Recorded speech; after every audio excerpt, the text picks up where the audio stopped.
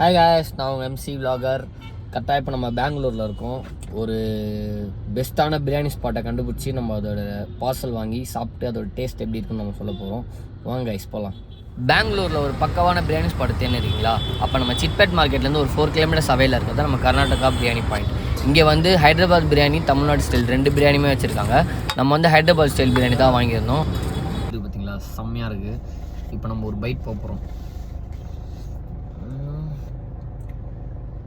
ரைஸ்லாம் பார்த்தீங்கன்னா உங்களுக்கு நல்லா சூப்பராகவே வந்துருக்கு. அந்த கலர் பவுடர் யூஸ் பண்ணுறாங்கன்னு நினைக்கிறேன். அந்த க்ரீன் கலரில் அதனால தான் வந்துருக்கு. இப்போ வந்து நம்ம ஒரு பீஸ்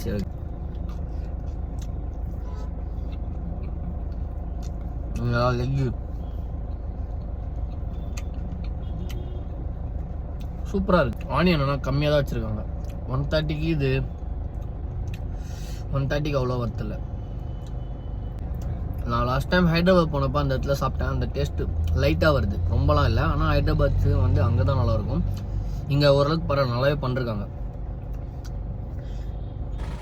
இந்த மாதிரி நல்ல நல்ல கண்டென்ட் வேணும்னா எம்சி விலாகர் சேனலை சப்ஸ்கிரைப் பண்ணிக்கோங்க. டாடா, பை.